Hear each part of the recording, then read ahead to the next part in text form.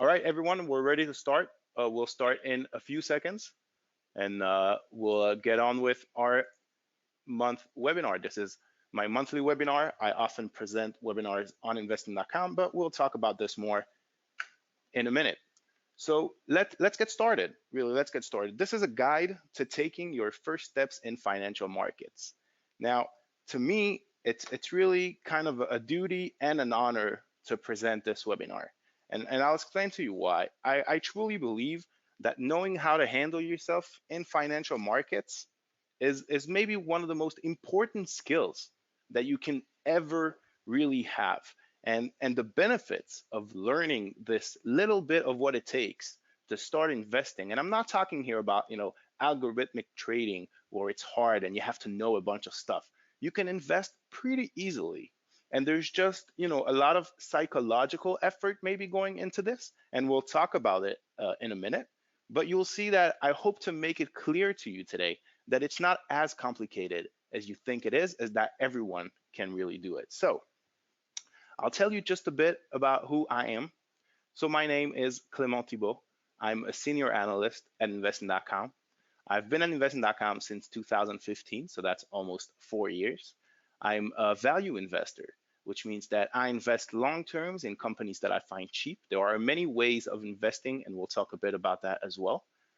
You can find me on Twitter, which is my preferred method of communication, really. And if you have questions, please let me know and tweet at me, and I will gladly respond.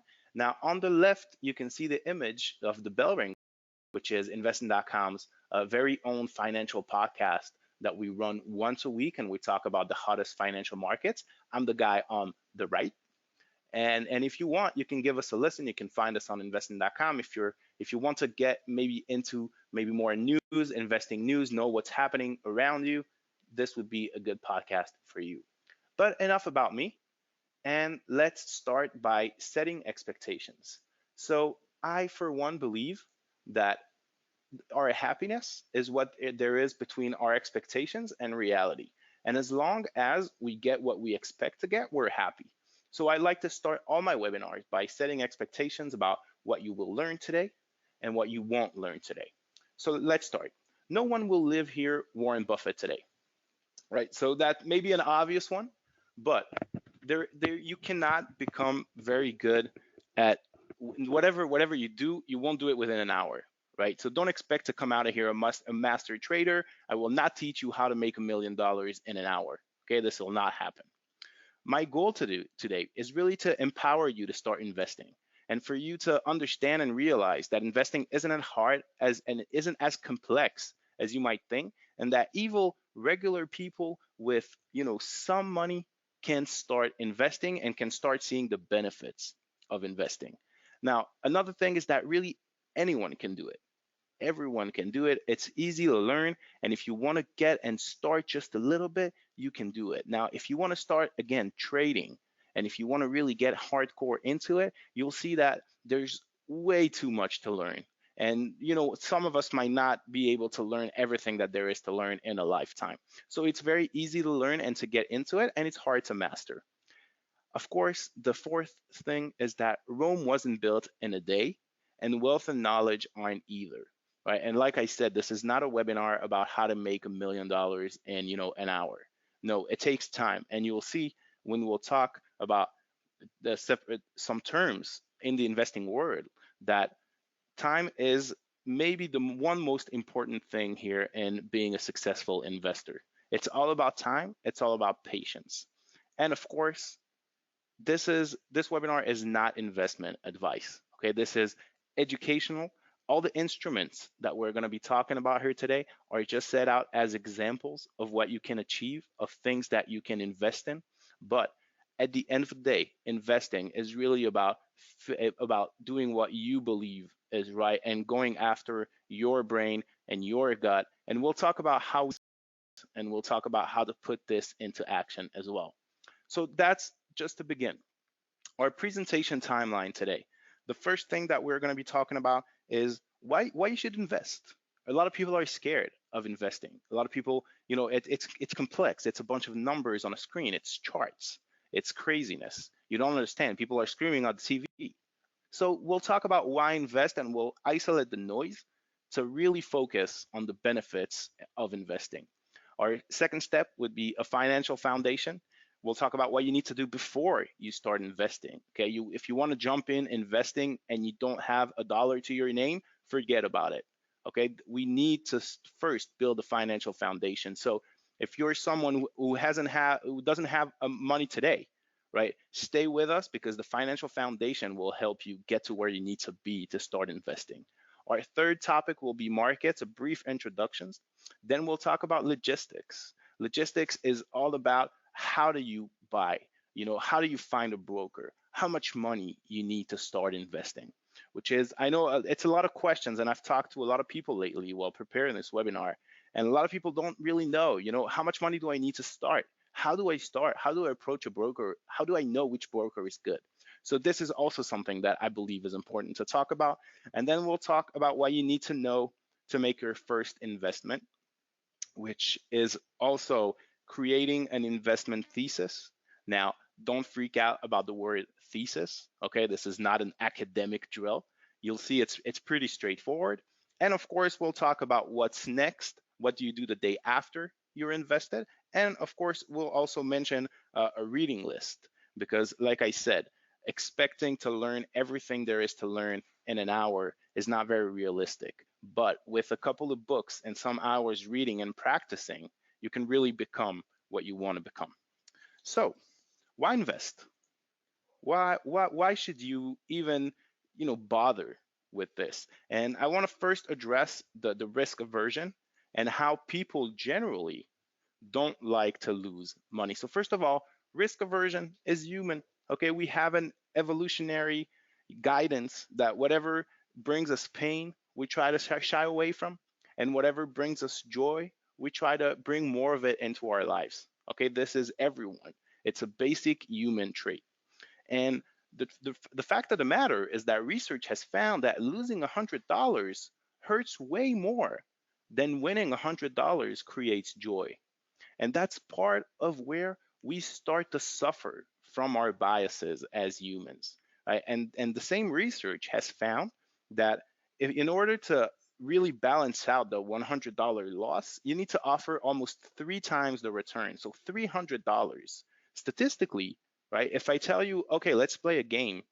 If we flip a coin, if I win, you give me $99, and if you win, I give you $101. I'm supposed to want to play this game all day, every day, because I will eventually make money. But people are not like that, and that's kind of the problem. Now, the thing about life is that it's really all about calculated risks. And when you get out of your bed in the morning and you get into your car to work, right? You run the risk of getting in a car accident. Those happen, and a lot of people die on the road in car accidents. But you maybe consciously or subconsciously are making this risk reward equation in your head, and you're like, okay, on the one hand, I might get in a car accident. On the other hand, this car is so useful to me, and it helps me do so much. It helps me go to work, it helps me go shopping. So I'm willing to run the risk of a car accident to get access to all of the benefits of having a car.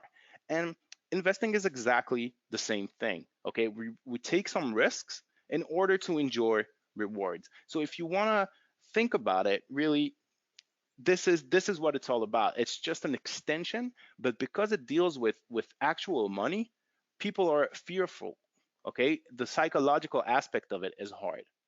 Now, everyone has a different risk appetite and tolerance. Okay, this is also something important here, and we'll talk about it more when we choose markets and when you try to see maybe what you should invest in and what's interesting to you. Some people don't mind having their investment drop 100%, right? They're willing to take the risk of having 100% of their money gone in order to triple it or quadruple it, okay? And some people are more, listen, I'd rather lose maximum 10% of my capital, but, I'm also willing to gain only 1 or 2%. So this is also very personal. And my rule of thumb, okay, has always been, if you have trouble sleeping at night, and we'll talk about emotional handling yourself emotionally a bit later on. But if you have trouble sleeping at night because you are invested too much, then you have a problem and you need to dial it back. Okay, so that's a first tip that I give you today. And of course, you work hard for the money and don't want to risk it. Okay, a lot of us are working, full-time job, and our income is really what creates our wealth, and our income is what we live on. And now, if I tell you, listen, you work so hard for X amount of money, you should risk some of it to potentially make more. Well, especially those of us who don't really make a lot of money, those are the ones that maybe have the hardest time getting over risking their capital. Now, the rich get richer, and it's something that we're always talking about, and we'll start talking about the benefits of investing. Wealth inequality is rising. Why? Why is that the rich get richer? And the answer is pretty simple. Okay, rich people use their wealth to create more wealth. And how this is done? By investing. So while income is great, income is limited to your man hours, what you can do, the value that you can bring to an organization. Wealth is not limited in the same way. It's not constrained by time the way income is, and it can take a much longer perspective. And this is how you create wealth long time. Now, rich people, of course, invest in anything, real estate, and many things that people with less funds don't have access to. But the good thing about financial markets and the stock market and the bond market is that they're open to anyone. And this is an instrument to create wealth and to leverage your wealth, that you don't necessarily need now $1 million to buy your first condo, to flip it, and to sell it. This is also a viable way to invest, but it's less suited to the general public. So today this is why we're focusing on financial markets, because financial markets are a very accessible way for regular people to leverage their wealth. And I want to give a quick Warren Buffett. I already mentioned him, and I'm mentioning it again. If you don't find a way to make money while you sleep, you will work until you die. Okay, and this is a very true quote that is attributed to Warren Buffett. Like I said, the income, what you bring at the end of the month because you work, is limited. You only use a certain amount of time. You can only do so much. You need to find a way to generate more wealth as you are working or as you are sleeping. And investing is a way to do that. So, another major point that a lot of time people bring up is that investing and gambling are the same. And I want to talk about this a little bit as well. Like I've said, this webinar is a lot about talking to you and understanding, your fears and addressing the concerns that outside people have about investing. So, why are they the same? Well, basically, they're both about risking capital for returns. Okay, this is what you do when you invest, and this is what you do when you gamble. But as far as I'm concerned, that's about the only thing that they have in common. And first of all, the process of risking the capital and the returns is very different. Okay, when you invest, you often have research, you have a thesis, it's a lot more business-like. Okay, it's you see a business, you like it, you become part owner in it, and it's not the same as saying, okay, for some reason, I want to put everything on the red and roll the roulette. It's not that at all. Now, it also deals with different time frames. Gambling is often a lot more short-sighted, in a way that there is one occurrence and then you either win or you lose. Investing is not like that at all. Investing plays out over the long term, and investing is often not a matter of 100% loss, 100% win like gambling is. Okay, gambling, you often put money on a horse. If that horse wins, you get money. If that horse loses, you lose your money. Investing is a lot more nuanced in the way that you might pick the wrong stock or the wrong ETF, but it can go down 10, 15, 20%. And on the other hand, it can also go up the same amount. So it's very different from the payout point of view and the time frame point of view. Now, Benjamin Graham, which is maybe one of the most famous investors in the world, and I will recommend a book at the end of this presentation, a book that he wrote. He said that for him, investing is all about protecting your capital and promising an adequate return. So we're not talking about risking the capital, but as protecting it and taking measures by research, by analysis to really protect the capital. And of course, how you operate is up to you. I'm not gonna stand here and tell you that no one gambles in financial markets. Of course, people gamble. You can use it as a gambling machine. But just because you can use it as a gambling machine doesn't mean you should. And at the end of the day, whether you're an investor or a speculator is entirely up to you, and is entirely up to how you make your decision making. Okay, so that's the point I wanted to make between investing and gambling, just so that we're clear. And now I want to introduce you to maybe the most key term that we're going to be talking about today. And if you really, it's a bit of math, but if you can get this down, then I know that you'll be okay. And I'm not even talking just about financial markets, but I'm talking about your financial literacy in general and your way to even take a mortgage or take a loan or give a loan. Okay, so this is maybe the most important term there is, and it's compound interest. So what is it?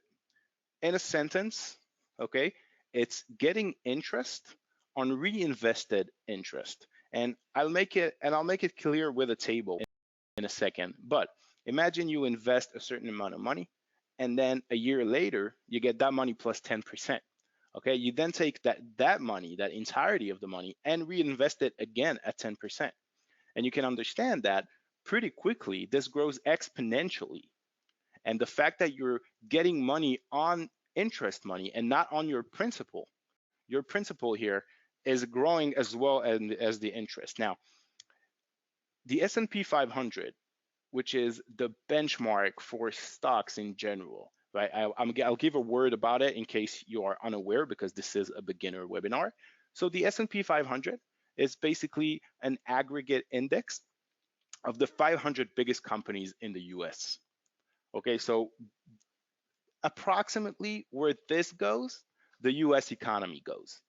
Okay, it has like all the major companies such as Apple, Amazon, all your Microsoft, every big company in the US is traded here. And when you buy the S&P, we'll talk about this a bit more in the future, then you actually buy a share of all of these big companies. So you are a partner in what they do. And it's one of the simplest ways maybe to invest, but again, I'm getting ahead of myself and we'll talk about it in a minute. So the yearly return since 1981 is 11.2%, okay, which is, we'll see in a minute with the table, and you'll see that it's a lot in how it grows. And compound interest works with you or against you. That means that if you are the one paying the compound interest, then it's going to be very, very expensive. On the other hand, if you're the one benefiting from compound interest, then it'll be very good for you. And let's take a look at this table for a second. You can see that year one, you start with $100,000 and you have an 11% interest. At the end of the period, you have $111,000 and your interest earned is $11,000. And you can see that as times grow, even though you just started with 100,000, your interest earned becomes bigger and bigger and bigger, and it becomes exponentially bigger. And this is basically the magic of compound interest, and how you take $100,000 and in 10 years, it's almost twice and a half what it was at the beginning if you have 10 years of 11%, which, as we've seen, actually happened in the past 38 years. I'll give you a little, okay, so this is a beautiful concept. And again, it'll be helpful to think in those terms in terms of mortgages and any other major financial commitment you will ever undertake. This is a very important part of it. All right, so now that I hope that you're excited about investing and that you maybe understand that the reward is worth the risk. Okay, this is why I started with this, because a lot of people just dismiss investing because of the risks without being maybe completely aware of the rewards, or maybe really they don't see the balance properly. And I tell you right here, right now, that it's worth it. Okay, you can see how your money can grow. And again, I want to say this is not investment advice. And again, I want to say that whatever happened in the past, the fact that returns have been 11% so far doesn't say that it'll continue to be that way. But if you want to know how people manage to grow their wealth over time, then this is how. Compound interest is how. All right, so now that we're all in and we're all ready to start investing and understanding how we get to it and how we manage to over time grow our own wealth, let's talk about building a financial foundation. And to me, I've spoken to a lot of people and I have a lot of experience dealing with people who just started investing. Not having a financial foundation is the number one mistake beginners make. Okay, this is the first thing that gets people out of the market and with the tail between their legs and swearing off investing entirely. And again, it's not investing if it's not business like, if it's not done with a plan, if it's not done while minimizing risk. Okay, so having a financial foundation, what does that mean? That means that before you invest, you are expected to have 6 months of expenses set aside. So no matter what happens, you have 6 months of living expenses. That means that if you're fired tomorrow, if tomorrow a recession hits and you're fired and you don't have to sell your stocks in order to, to continue living and to not lose the house and you have to have some margin of safety in the terms of whatever happens in your personal life. So 6 months of expenses. And again, this is very important because you don't I'll get back to why it's very important because it's related to what I'm about to say. You don't invest money you'll need in the next 2 years. Okay, if you have a planned expense in 2 years, you're saving a down payment and you want to buy a house in 2 years. Okay, or you have some medical expenses that is coming up. If you have an unavoidable or something that you want to buy in the next 2 years, don't invest that money. Okay, that money belongs in the bank, safely waiting for you, and you don't want to deal with putting it in the market. Now, why are these two things important here? Because as we invest, the market can go down, right? And if a recession hits, you might lose your job, stocks might get cut in half, and everything might happen at the exact same moment. And that means that if you need to sell your stocks because now you're unemployed, you are not only unemployed, but you are selling your stocks for the lowest price that they'll fetch. And it will force you to sell. And this is something that we never want to happen. We never want to be forced to sell. So this is how we avoid being forced to sell. We have 6 months of expenses aside, and we don't invest money that we'll need in the next 2 years. Now, another thing in your financial foundation is you save every month from your income, and this is your investing money.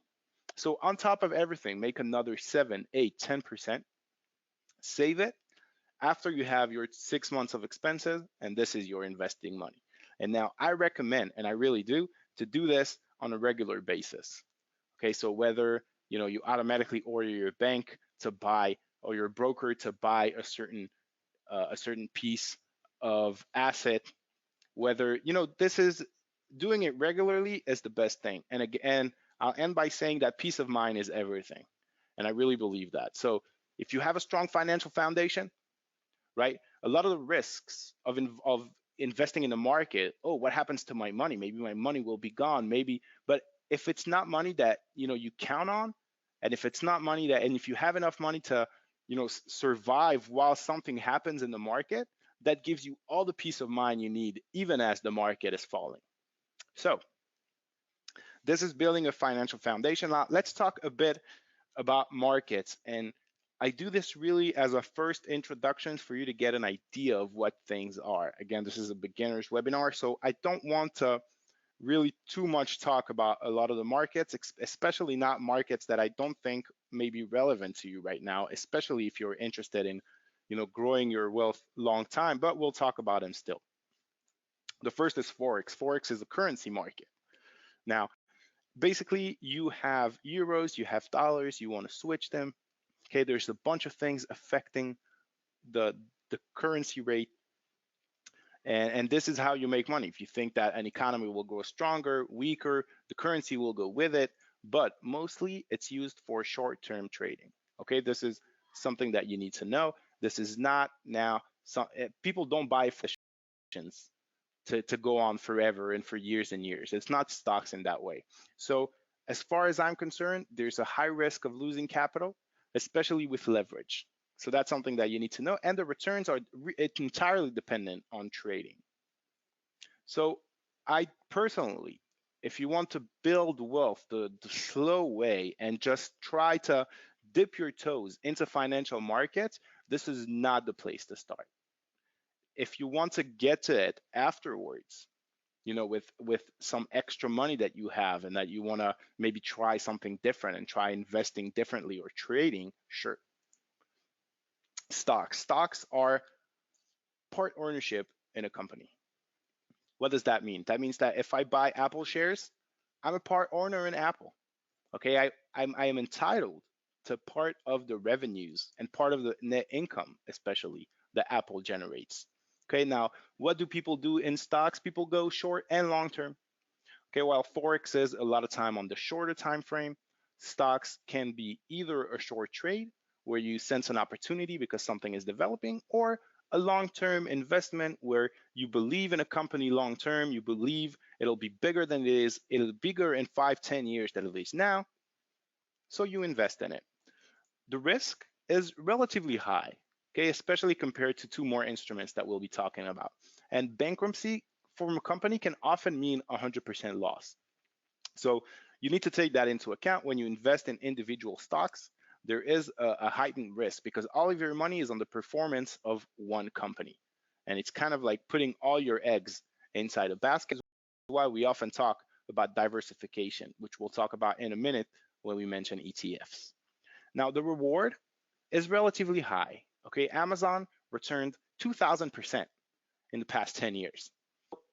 Stocks are balanced in the way that the risk is relatively high, but then the rewards, if you pick the right stocks, are extraordinary. And this webinar is not focused on how to pick the right stocks, because I think that this is more of an advanced class, and I want today to be more of an introduction to the entire idea of investing. Okay, my goal is not to push you into doing things that you'll later regret, like jumping in head first, and I'll talk about this as well. Okay, so stocks, high risk, high reward. When do they fit best? They fit best when you have a longer term. Okay, when you have a long-term investment. And when you're doing this for the long haul, I think this is where stocks are the best, especially with little knowledge. Now, ETFs are a basket of stocks, and they often mimics indices. Now, we've talked about the S&P 500. The S&P 500 is an index of the 500 biggest companies in the US. And there are many ETFs that replicate this index, which means that basically in the click of a button, you can buy a part of all of these companies at once. And therefore, instead of buying one company, you'll buy a lot of companies. And it diversifies the risk because not all of your eggs are in the same basket. That being said, losing more than 50%, it's still definitely possible.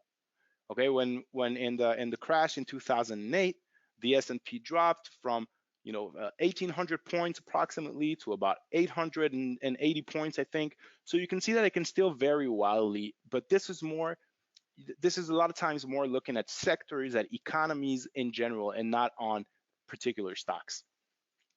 The reward is relatively high. I mean, it's no Amazon. It's not like picking the Amazon, but as we said, the S&P returned 11.2 yearly over the past 38 years.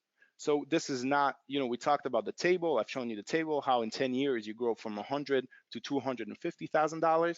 This is literally just by investing in the US economy and in a part of the 500 biggest companies, right? So it's buying some Apple, some Amazon, Microsoft. And you can do this, all of this, with one instrument called an ETF. And I'll finish with bonds. So bonds are debt. Okay, someone comes out and says, hey, I need $1 million. I'll repay you in 10, 15 years, and I'll repay you 5% interest, 3% interest.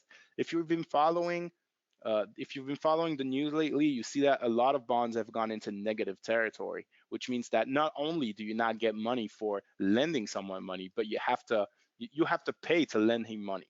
But this is maybe more advanced and more current than what I want to talk about today. There's a lower risk with bonds than with stocks, and one of the reasons is that creditor have first priority to assets.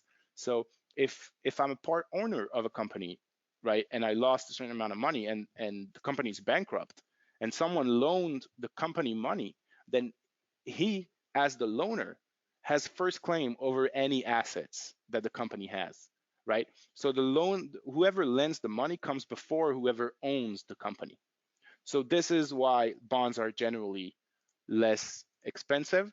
I'm sorry about this third line right there. I don't know how it snuck up in there, but it says generally 50% loss is less likely, but the returns depends on interest rates. Now, bonds right now, as I've said, a little crazy, right? And the market is acting up a little crazy, a bit like the stock market, but still, I wouldn't advise you to go and pick a bond right now.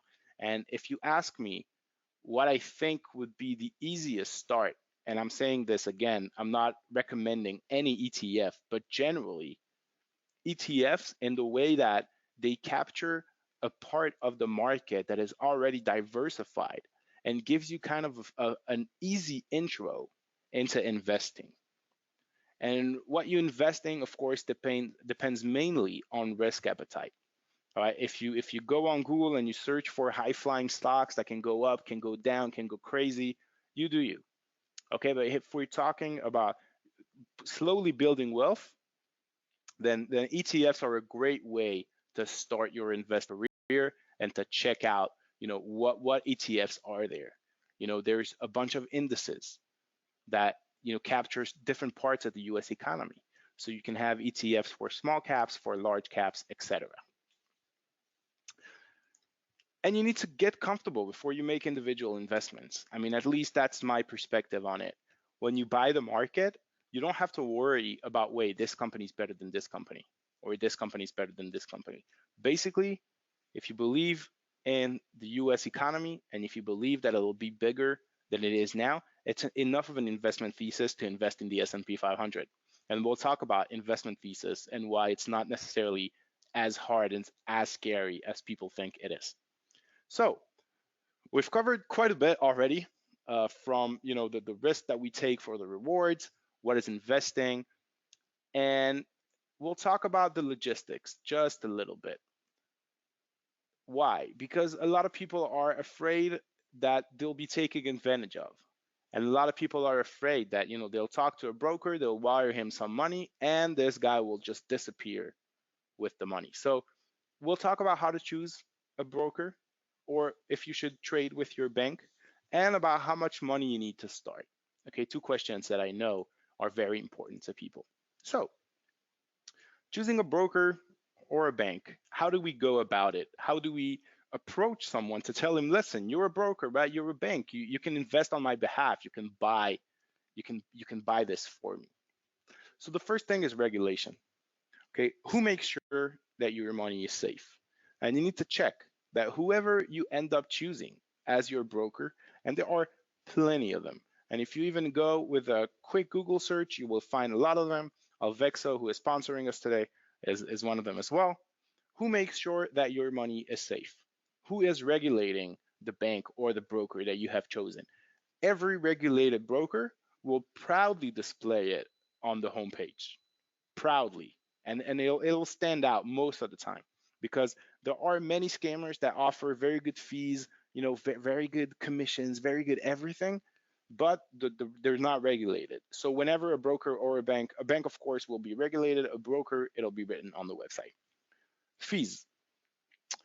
You remember when we talked about compound interest, and I told you that little sums can really, snowball and become huge sums later on in the future, fees does the same.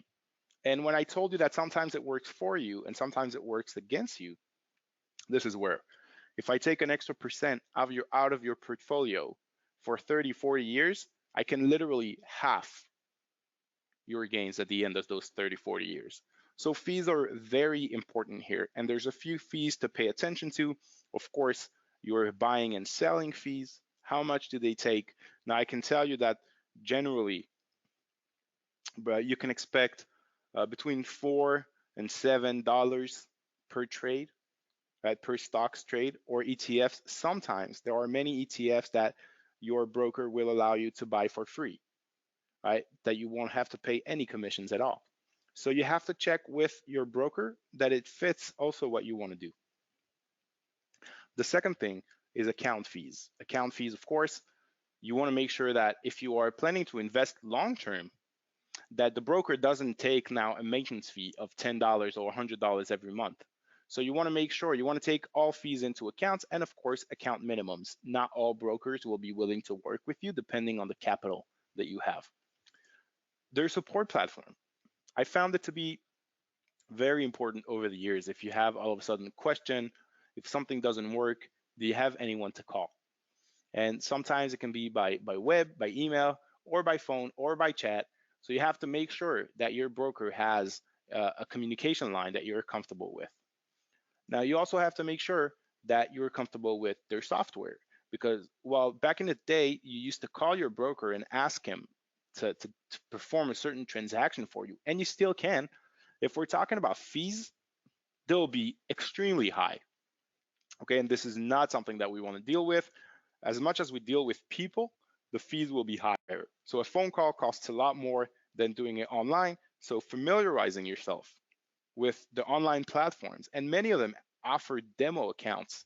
So you don't even have to pull real money to be able to access, their platform. So you can really play with, a fake $100,000, see how you buy, see how you sell, and see if the platform is comfortable for you.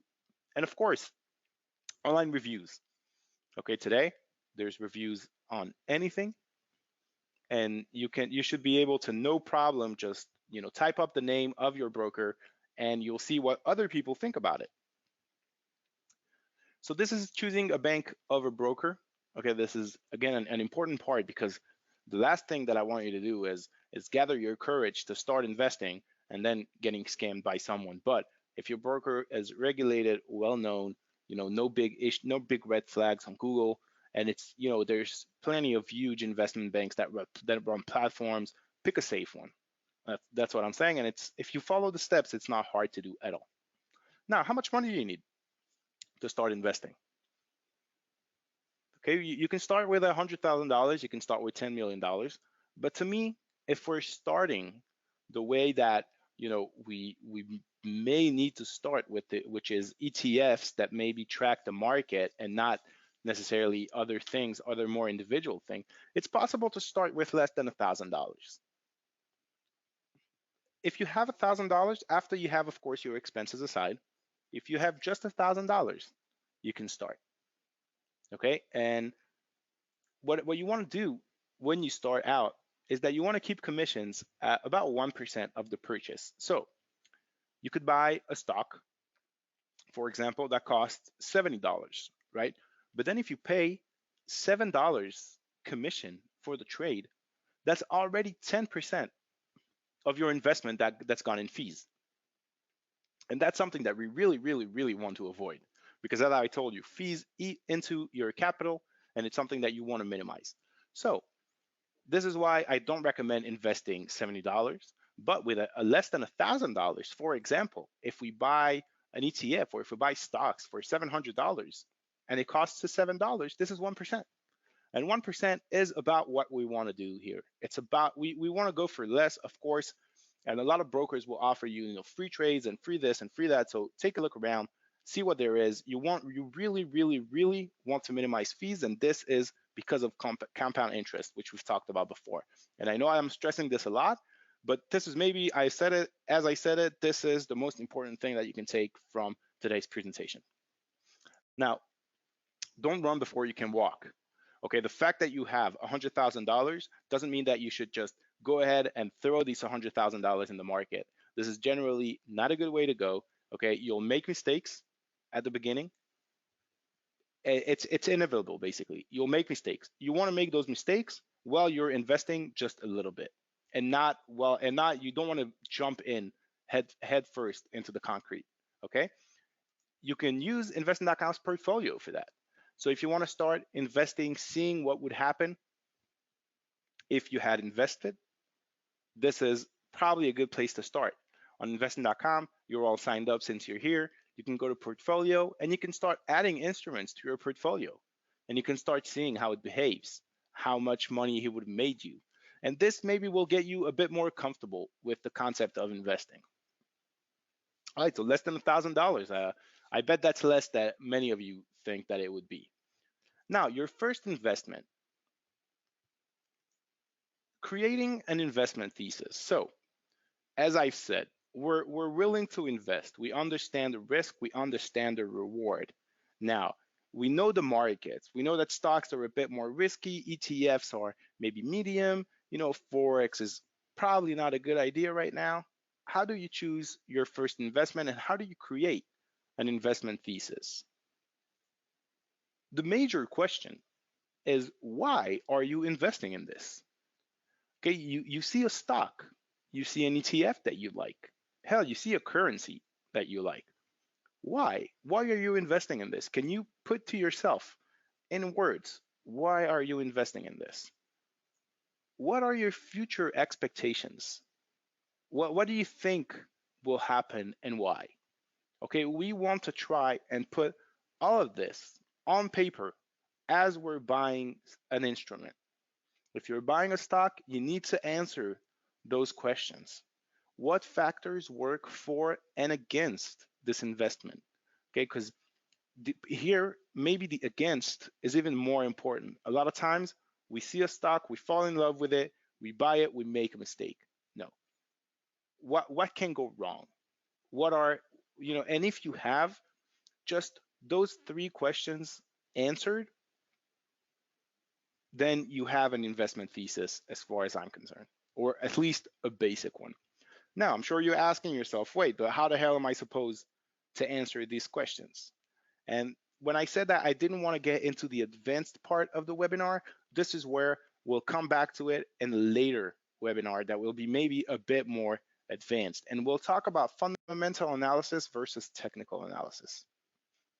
Those are the two most known ways of analyzing investment. Fundamental analysis is all about finding, the real world events, whether it's reports, whether it's data that comes out on, the US economy or a certain stock, whether technical analysis is more looking at the chart and deciding by the chart's pattern, by the movement of sellers and buyers, what is going to happen next.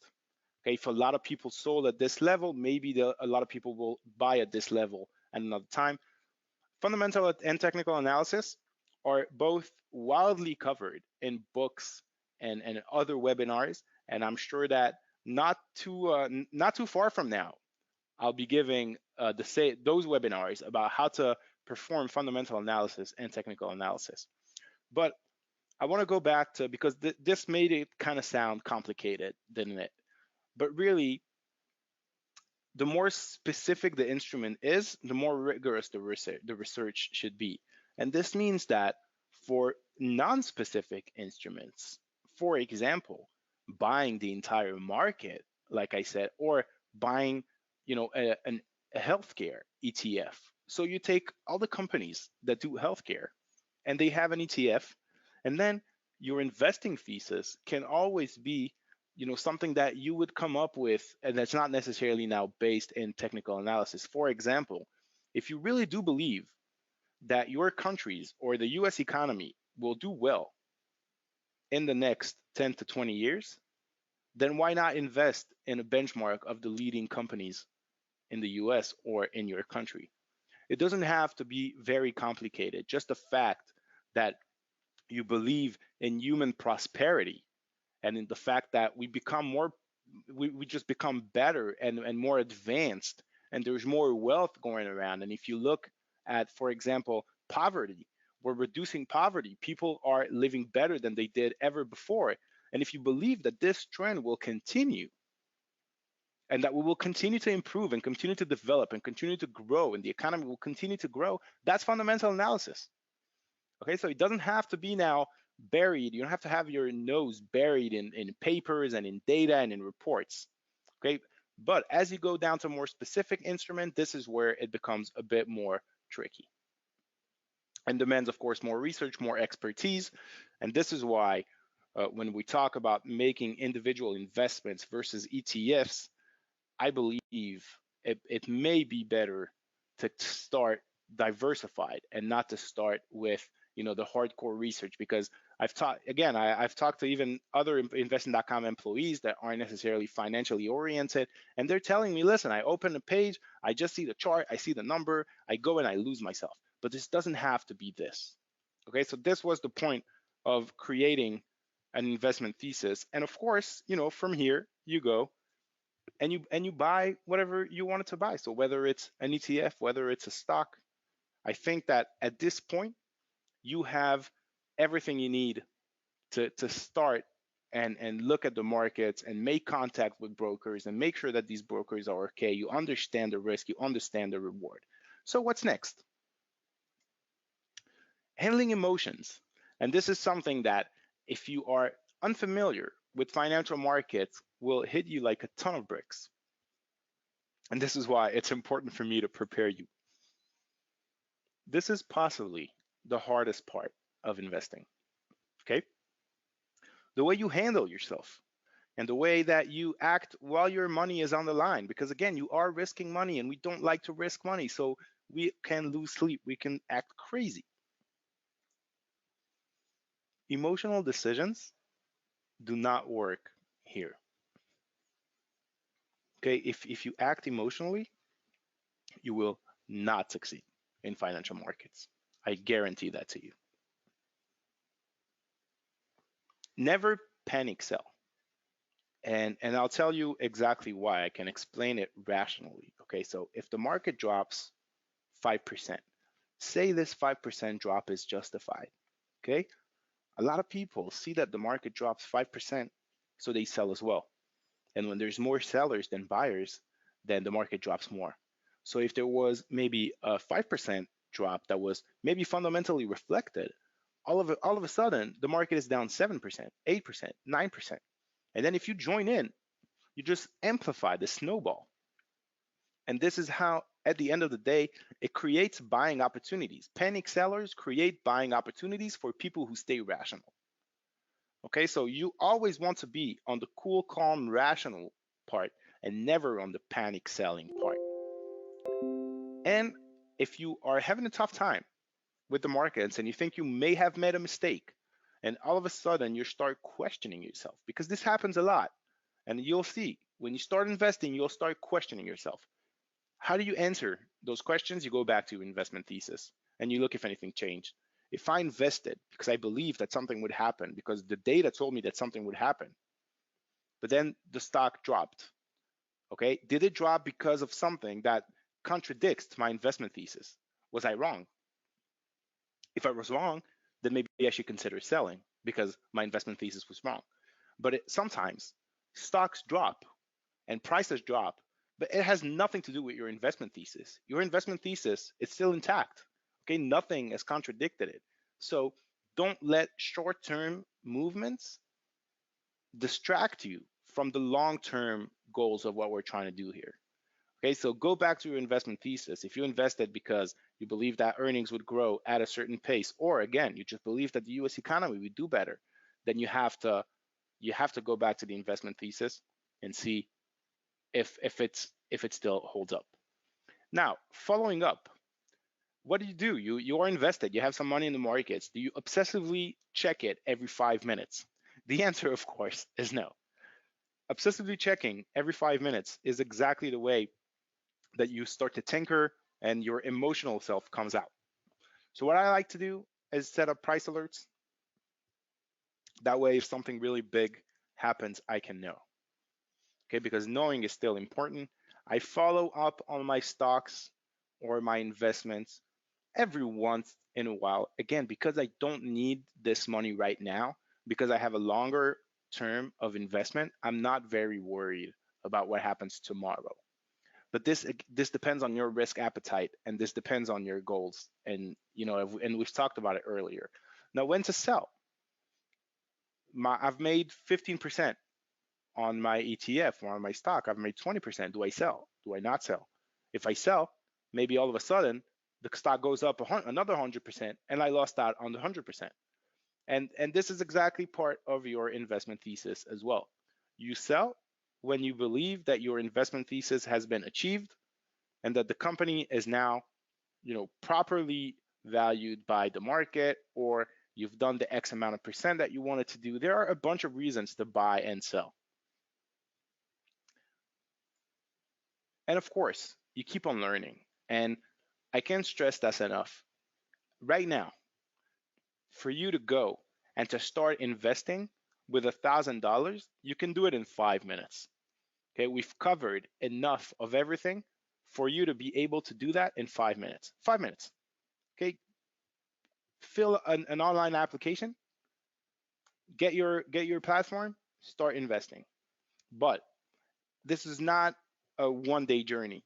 This is not a 1 hour journey. You need to keep on learning. I can't cover everything in a 1 hour webinar. And I really tried to bring everything, that was crucial for your understanding of the markets, and just to get you comfortable enough to think about it, to consider it, to maybe even call a broker or an investment bank and to try, learn more about it. So keep on learning. How do you do that? You read. And if I had to recommend really one book, if all you have time for, if you have a busy life, if you don't like to read, okay, that's okay. If I had to give you one book for you to really understand how you can grow your wealth and aspire to really, become to have the financial background that you want to have, the Little Book of Common Sense Investing by John Bogle. If I had to choose just one book, that would be it. Okay, it explains in a very concise and clear way, with very little financial terms, and it's very accessible. And this is the first book that I start by reading. Okay, after that, you can progress to other books, and you can progress to trading methods and strategies and technical analysis and fundamental. There's so much to do here. But the fact that there's so much to do here only confuses people and only, holds you back. You look at it, it's too complicated. I can't do it. Read this book. It's in the title, Common Sense. Okay, and a lot of investing is common sense, and this book outlines it in a spectacular manner. Another book, and I told you I would recommend a book by Benjamin Graham, and I actually recommend two. But if you have more time, The Intelligent Investor. Okay, and you remember I told you that I was more of a value oriented guy, that I'm a value investor. This is the two books that I'm recommending here, this one and one just in a minute, are basically the Bible of value investing. Everything about it is about how to find good companies and to create a strong portfolio of individual stocks. But as I said, this is more advanced material. This is not something that you'll be able to accomplish today. This is not just buying the entire market with an ETF, which you can do in literally 5 clicks in 2 minutes. Okay, so this is more advanced, but if you have an interest in investing, and if you have an interest in being more knowledgeable, and maybe even taking a shot at trying to beat the market, that would be one of the first books I'd read. Thinking Fast and Slow by Nobel Prize winner Daniel Kahneman. And it touches on the psychological aspect of how we think and what we do, and it's very interesting. Security Analysis by Benjamin Graham goes very well with The Intelligent Investor, more technical. So basically, I wrote this 4 books and you can read them from top to bottom. So start with the first one, and if you have more time, you can progress. These books are from my point of view of a value investor. Okay, a lot of different analysts have different recommendations. Compare it depending on how they invest themselves and where their expertise lies. Okay, this is where my expertise lies. So these are the books I feel comfortable recommending to you. All right, this ends our webinar. Think about 4 minutes ahead of time. Is that right? Yeah, 3 minutes. So I think we've done pretty well today. I think, and I really hope that I succeeded in my aspiration to really empower you to invest and to really show you that it can be rather simple. And I want to say that again. Twitter is the best part, is the best way to communicate with me. And I really enjoy doing these webinars. I really enjoy trying to show people how they can make more with what they have. So if you have a question, feel free to answer, feel free to join in the discussion, okay? And I'll be very glad if you join me and we go on this journey together. All right, so thank you very much everyone for attending. And I'm doing a monthly webinar most of the time, and I'll be very happy to see you in one of my upcoming webinars, probably at the end of September. So have a great day, everybody. Have a great week, and I'll catch you in the next one. Thanks for being here today.